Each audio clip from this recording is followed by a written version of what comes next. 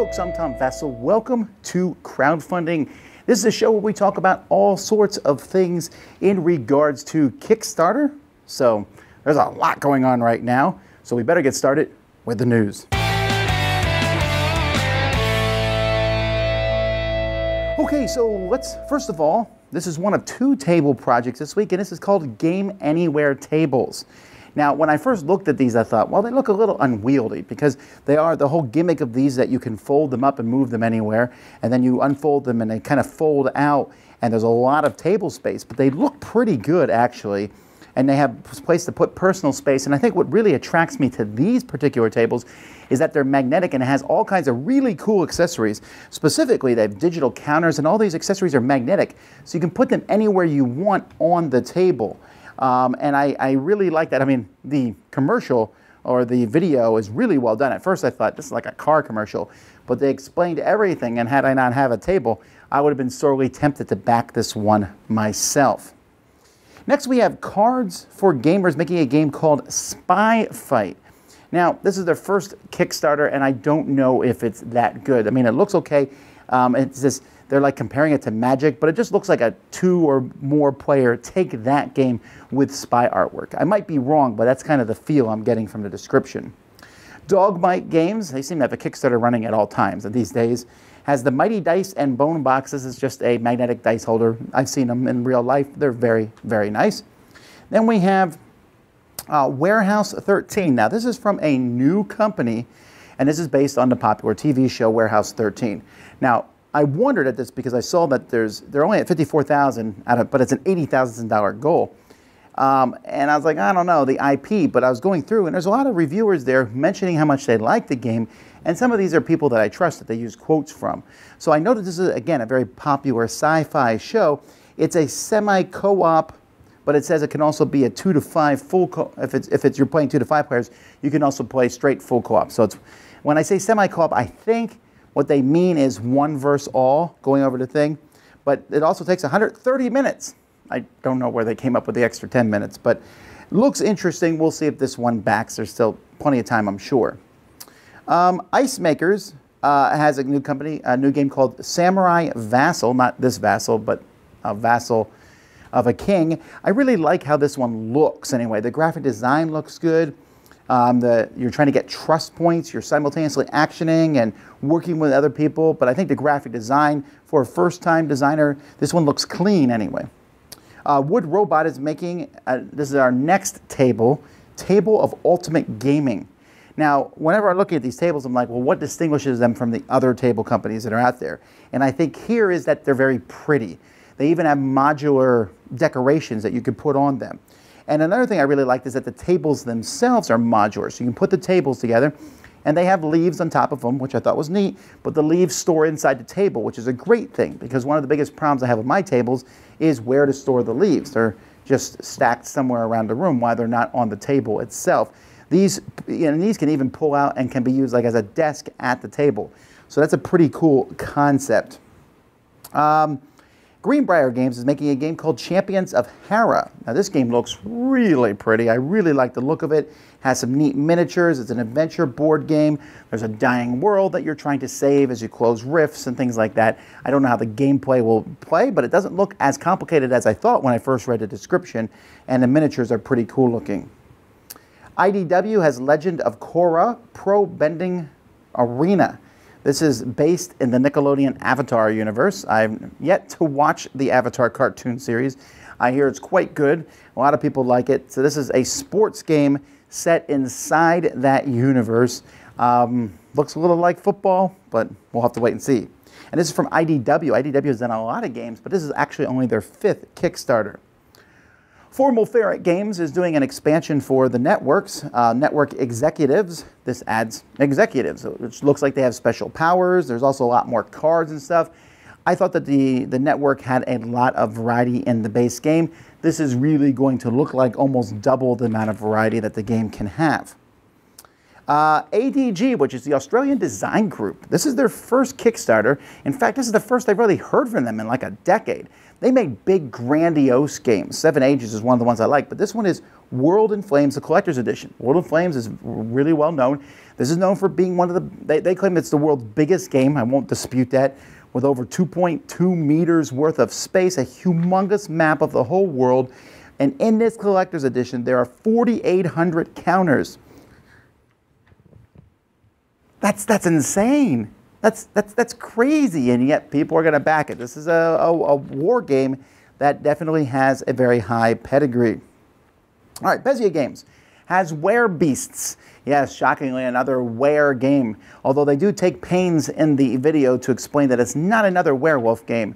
In fact, it's a were everything game. Like there's even a were banana in it. Well, I guess that's kind of interesting. You're collecting sets and trying to figure out what other people are collecting. So it is kind of a social deduction game, I think. So we'll have to wait and see. The Were Nana. That's what the Were Banana is called. All right, Simon Gehring is coming out with Scrooge the board game. This is a game based on Scrooge, which is a cool theme. I mean, I think we should have more Christmas-themed games out there. So this one looks interesting. My problem is when I was watching one of the reviews for it, they were like, hey, this game has a lot of innovative stuff. And I was like, oh, yeah, it looks great. I mean, the graphic design, they're like, it reminds me of Monopoly and Candyland and Chutes and Ladders. I'm like, oh. So I'm less excited now. But I'm hoping that maybe this reviewer just hasn't played as many games. But we'll have to wait and see. My Kickstarter of the week is from Panda Cult. This is a new company. And this is Wander, the Cult of Barnacle Bay. So some evil being has taken over this peaceful town of Barnacle Bay and has transformed the animals, which were maybe friendly bears. Now they're bear sharks. Maybe they were bats. Now they're bats with tentacles or whatever. And so, you know, and those are the monsters that you heroes have to fight. And so I've actually seen some of the miniatures for this in real life. It looks like a Cool Mini or Not style game, which makes sense because one of the lead people in the project used to work at Cool Mini or Not. So I'm hoping that this is the start of a new, really cool company. So it's a cooperative dungeon crawl, family-friendly style. I'm excited about that. Then we have Moreau's Publishing making Supervillain, This Galaxy Is Mine. You are a villain with a bunch of minions and through card play trying to take over as much as you can, which sounds like the plot of the, you know, the Minions movies and things like that. So, but it looks solid, so I hope it's good. District Games. Now this is a really unique project, Zero Gravity. And this is unique because it's a miniatures game. It looks like a sports game or a fighting game in an arena, but the arena is a 360-degree arena. All the miniatures have metal in their bases, so the magnets, they can move around. Now, that's a gimmick to some degree, right? Because it doesn't need to be 360. You could just lay it out flat and say if you move off this end, you come on this end, right? But when you have a miniature upside down, it's pretty cool. So let's hope the gameplay is good, because the gimmick's fascinating, but we'll have to wait and see. Mayday is a game called Rooster Rush. Two designers, one of them Antoine Bauza, and this is a slapping game. You spin some discs, and depends what spins, you're going to slap things and not try to be out.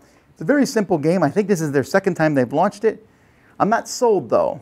A slapping game, you gotta sell me on it. So we'll have to wait and see. The video for the game wasn't that great, and I don't know. I'd like to see more about it. And then finally, Shirts by Shirts. Shorts? Or Shirts by Shirts? I don't know. And with the URTS. They're making polo shirts. Now, if you know me, you can see I wear a polo shirt in almost all my videos. I actually got a couple of their shirts. They gave them to me at Gen Con. I think they're still in transit from Gen Con to here. But they look like nice polo shirts. And they have these like logos in them that you, at first glance, you don't even know it's a board game. So that's kind of cool. It kind of gives it a classy look. I wonder maybe if they'll eventually start doing other logos on their polo shirts. We'll have to wait and see on that. But that's that. So that's what's in the news this week. Let's keep moving. Greetings, everyone. My name is Dean, and welcome to another edition of Kickstart Your Collection. Today, we're going to take a look at Nothing Now Games' newest release, and that is the expansion Thunder Alley Crew Chiefs. So, what comes in the box? Let's take it down to the pits and get under the hood of this thing. Thunder Alley Crew Chiefs is all about this deck of cards. You have some track cards, which gives you some new variants on tracks with some different rules. That's great. You have some scoring cards, but the main crux of this expansion are these crew chief cards. Each player is going to get a set of 12 cards, and you can have things like tire management, and you can set up a long run or a short run setup. You have dialed in, which allows you to draw 2 extra cards and not have to discard any. You got the eye in the sky, which allows you to avoid certain wear markers for that turn. The key with these cards is that you can only use them only once during the game. Whenever the turn is, you draw it, put it down, you choose use it, don't use it, but you're going to lose it either way. So it is definitely one of those games where it's all about hand management and all about optimal playing of your cards. But these cards enhance the game so much. I will never play Thunder Alley again without these cards. That's how much it adds to the game. You also have some setup cards, which you can pick one at the beginning of the game, discard the other ones, and you can play these cards every turn and they don't count against your hand size. Again, it's how you feel like you're going to end up running the race. And then you have some condition cards as well, which are optional, but allow you to do different things. And if you play one and someone else plays one, it has a cumulative effect. It could be good, could be bad, but that's another little twist in the game. Check out Nothing Now Games, retail $18. You need the base game Thunder Alley to play it, but if you own that game, you owe it to yourself to get into this game or get into this expansion and check it out. Until next time, on behalf of Board Game Buffet and Board Game Social, please take care of yourselves and your loved ones. Hey board gamers, BJ from Board Game Gumbo here, back with more Kickstarter Lanyap. That's right, I'm helping you find Kickstarter projects that won't break your budget, but throw in a little something extra. I'll tell you what I got my eyes on this week. Stellar Leap by Weird Giraffe Games, designed by Korra Kopp with art from Tyler Harris. This is the same team that brought out Super Hack Override, a small box card game last year that successfully kickstarted. In Stellar Leap, it looks like a 4X light game for up to 4 space travelers that's billed at taking place in about an hour and a half. That's a grail description for a lot of gamers like me. That's space exploration, it's got action selection, dice mechanics, a little engine building, and variable player powers, and you can set up the game and take it down and play it in about an hour? Heck, color me interested. Let's talk about the Kickstarter funding levels. The one I'm looking at is the Stellar Leap one here. It's a pledge of $39, but that includes free shipping to the United States. Now the game is not quite funded, but it's well on track. You got about a month to look at it. It's got a funding goal of only $8,500, and as of today, it's already met almost that goal. So let's talk about the Lanyap. I got not one, but two for you. First, for an extra $10, you can get the base game plus the first expansion called Frontiers. It adds some additional planets and some events. There's not a lot of description about it, and it doesn't appear to be a big expansion, but Weird Giraffe says it's for those players who want a deeper experience. Second Lanyap is the $20 extra. You get to name your own home planet, and it's sent to you with the game. Again, there's not a lot of information yet, and I don't think this goes out to everyone, but it is for your use in the game. There's a much more expensive funding level down here that allows you to, quote, discover a planet, and that would go into every game. Look, as you can see, the artwork is very functional, very beautiful. The components look pretty standard here. Nothing that jumps out, scary to me. To wrap it up, Stellar Leap from Weird Giraffe Games. It seems to fit the Lanyap criteria here. It's got a price point under $40. It's got free shipping to the USA. It's got a very professional, slick campaign. It's got videos, it's got reviews by a bunch of well-known people. It's got some promised stretch goals, although they're hidden for now, and I'm not a big fan of that. I'd like to see them right now. And it's got a double dose of Lanyap, the expansion and naming your own home planet. So that's Stellar Leap from Weird Giraffe Games, still on Kickstarter right now. Hit me up on Twitter, @BoardGameGumbo. What are your thoughts? Should I back Stellar Leap? Should I name a planet? What's a good name? It's got to be family friendly, so I don't want any suggestions from Alan Moon. All right, I'm BJ from Board Game Gumbo, and until next time, laissez le bon temps rouler.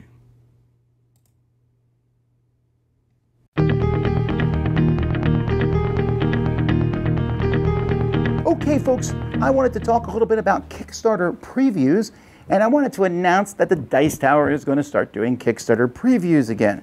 And you say, wait a minute, Vassal, you just talked a few episodes ago how you don't like doing Kickstarter Previews. You're right. So I said the Dice Tower, not Tom Vassal. So what we're going to be doing is Mark Street, who Board Game Corner has done a lot of great reviews for the Dice Tower and for his own channel, and he has some extra time and is willing to work on this. So if publishers contact us and they want to do a Kickstarter preview, Mark is going to work with them, and you'll see Kickstarter previews coming out on our channel. So I wanted to let you guys know that we were doing that, but I wanted to give you some caveats. First of all, we're going to clearly delineate that these are Kickstarter previews. They're paid previews that most of the money will be going to Mark, or if someone else starts helping with these previews, we'll see how this goes.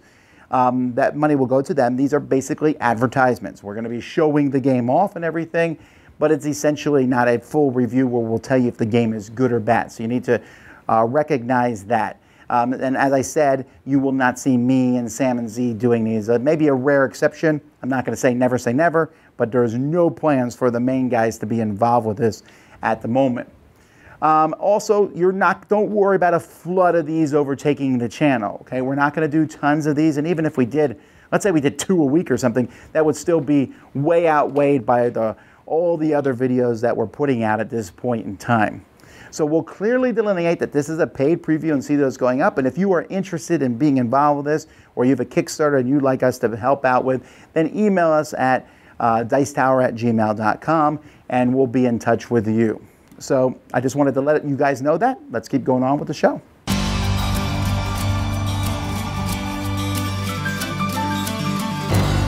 Jamie from Stonemaier Games, and today I'm going to talk about how to survive and thrive as a creator, as a game designer or a game publisher on Board Game Geek.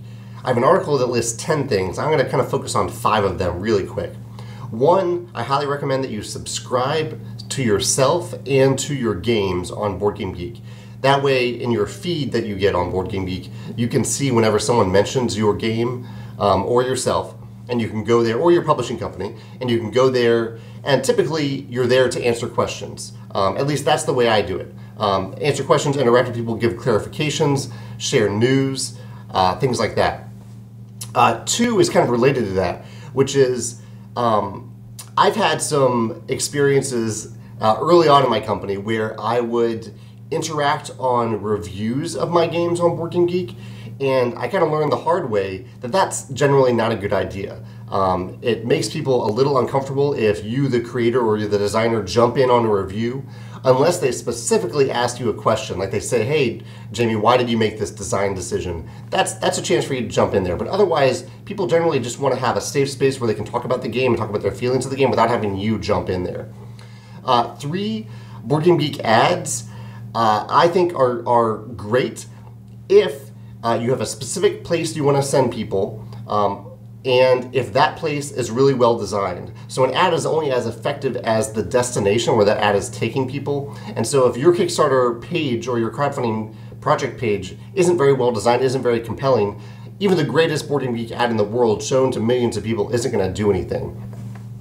4, I highly recommend that other creators and designers and publishers read the news on Board Game Geek. It's right at the front of the main page on Board Game Geek, and Eric Martin does a great job of posting a lot of relevant news, sometimes even twice a day, about different games, what other companies are doing. And this can, I think this can save you a lot of time if you're designing the same game that someone else is already designing, or it might inspire you. There's just a lot of great stuff to come from that.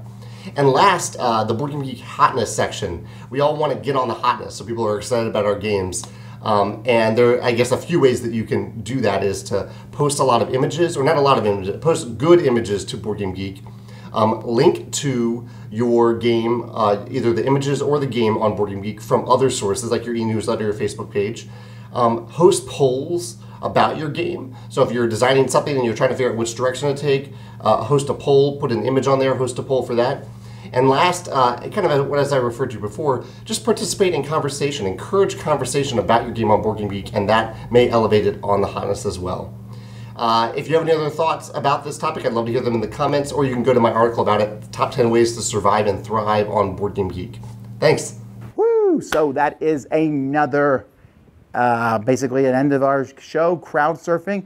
Thank you to Jamie and our other contributors for sending stuff in. Maybe you'd like to be involved with these shows and do a segment yourself. Let me know. We'll always take audition videos from people who might want to have a segment on the show. Until next time, though, I'm Tom Vassal, and you've been watching Crowd Surfing on the Dice Tower.